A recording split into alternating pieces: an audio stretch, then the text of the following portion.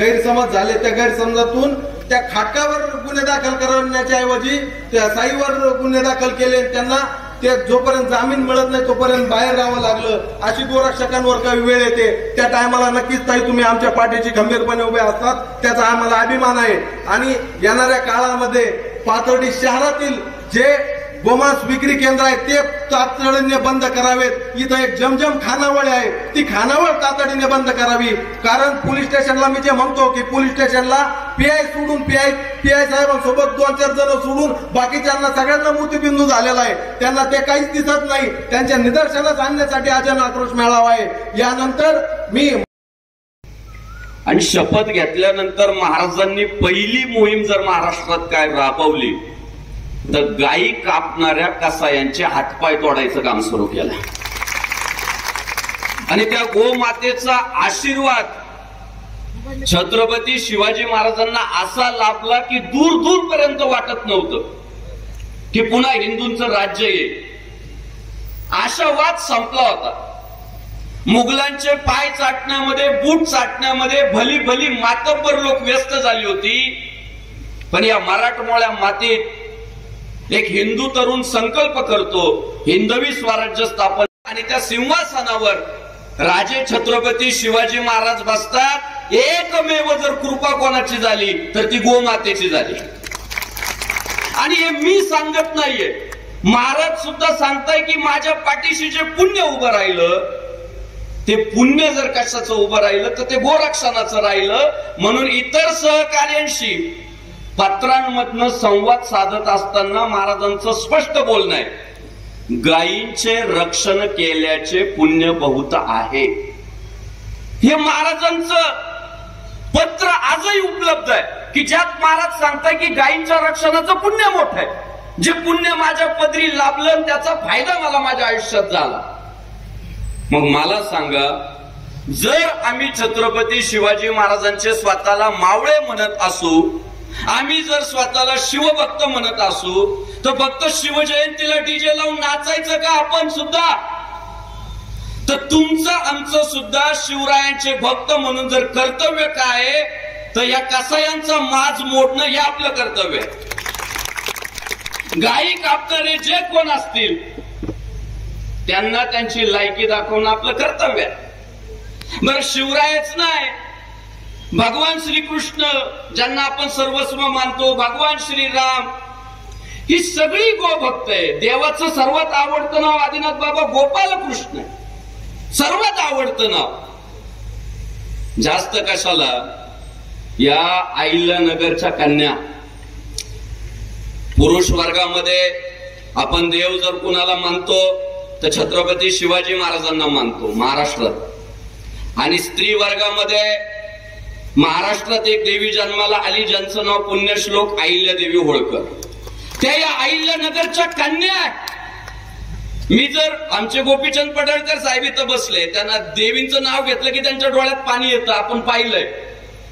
मी जर इतिहास बरोबर सांगत असेल तर तुम्ही तपासून बघा.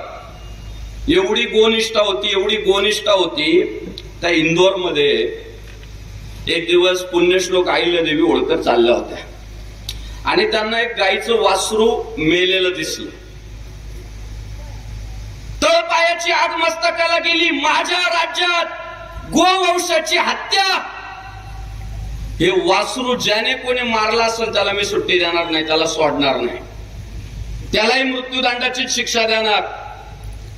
आणि मग माहिती घेतल्यानंतर समजलं की त्यांचे सुपुत्र मालेरावजी होळकर हे रथातनं चालले होते आणि अनावधानाने चुकून ते वासरू रथाखाली आलं. तो ऍक्सिडेंट आहे, अपघात आहे, जाणीवपूर्वक मारलेलं नाहीये. पण ही घटना मालेरावांकडून घडलीय. त्यांच्या रथाच्या माध्यमातून ते झालं.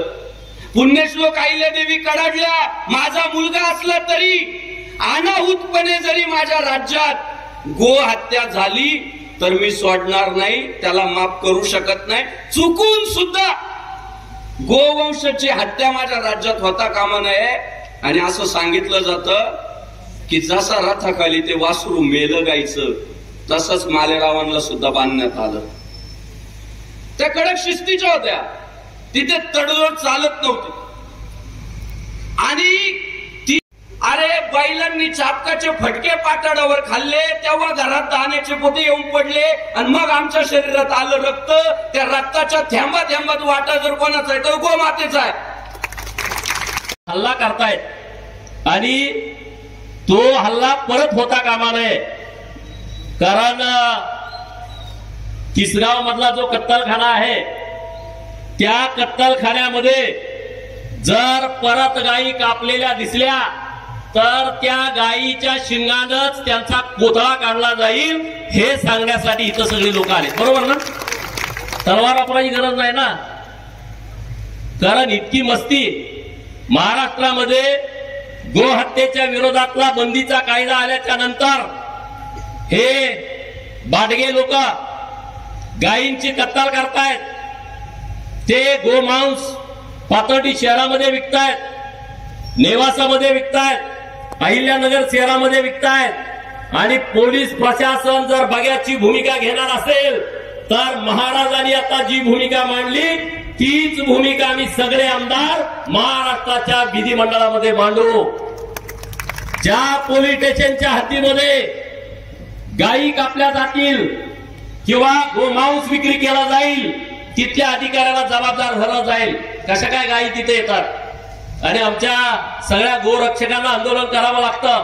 आमच्या गोरक्षकांना तिथं पाठपुरावा करावा लागतो. नेवासा असेल किंवा शहर असेल किंवा पाथर्डी असेल, तिसगाव असेल, इथं जे कत्तलखाने घराघरात आहे, महाराज जे बोलली ती गोष्ट खरी आहे.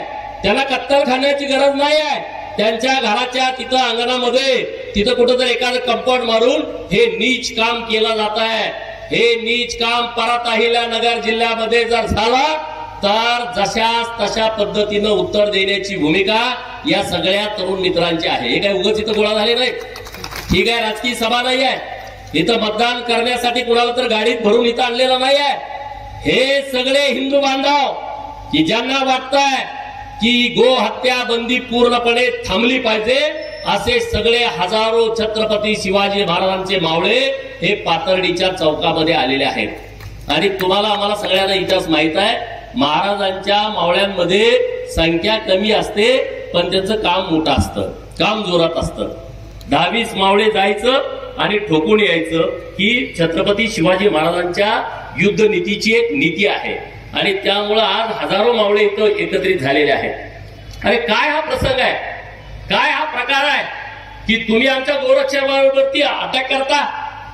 आणि म्हणून गोरक्षकांना आम्ही आश्वस्त करतोय, आम्ही तुमच्या बाजूने ठामपणे उभे आहोत. तुम्ही जे पुण्याचं काम करताय यात काय तुम्हाला पैसे मिळत नाहीत, यात काय तुम्हाला आम्ही अनुदान देत नाही, सरकार तुम्हाला अनुदान देत नाही.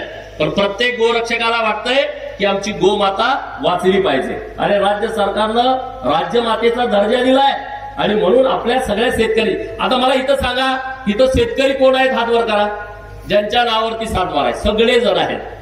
घरामध्ये जनावर आहेत असे किती जण आहेत हात वर करा बरं. आता मला सांगा की देशी गोवंशाची गाय आपल्या घरी आहेत असे किती जण आहेत.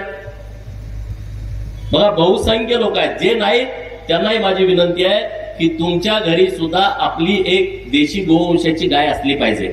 मग ती खिलार असेल किंवा अन्य ज्या माध्यमातून केली जाईल. कायदा माना, तुम्ही संविधान माना. पैशासाठी आणि आमच्या धर्माला बदनाम करण्यासाठी जर षडयंत्र करून जर कोणी मस्तवालपणा जर करणार असेल तर तुम्हाला त्याच भाषेत उत्तर देण्याची व्यवस्था या महाराष्ट्राच्या मातीमध्ये केली जाईल. कारण हा छत्रपती शिवाजी महाराजांचा महाराष्ट्र आहे. हा धर्मवीर छत्रपती संभाजी महाराजांचा महाराष्ट्र आहे. हा पुण्यश्लोक अहिल्यादेवींना जन्म देणारा महाराष्ट्र आहे.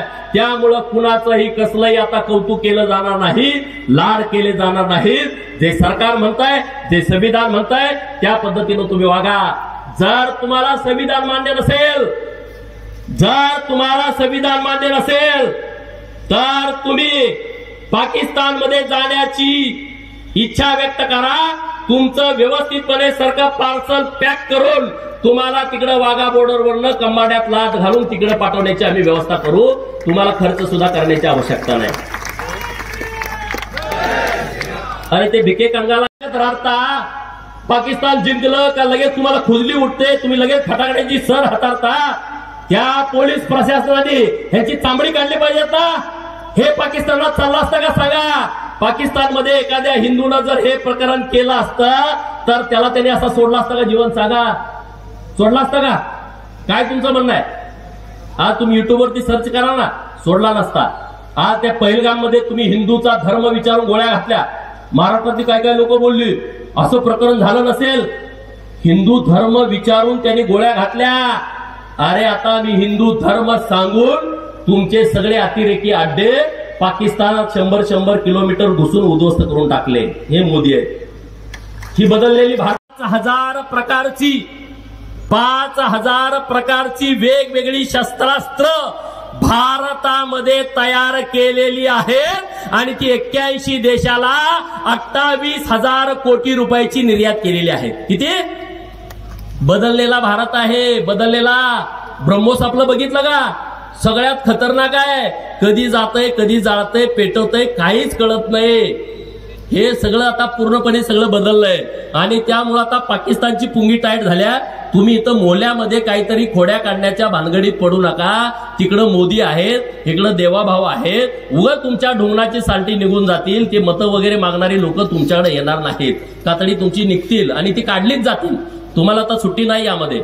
जर तुम्ही कारण नसताना आमच्यावरती आक्रमण करण्याची भाषा करत असाल, आमच्या गायींची हत्या करत असाल आणि ते मुकाट्यानं आम्ही सहन करू, असा प्रकार आता महाराष्ट्रामध्ये सहन केला जाणार नाही.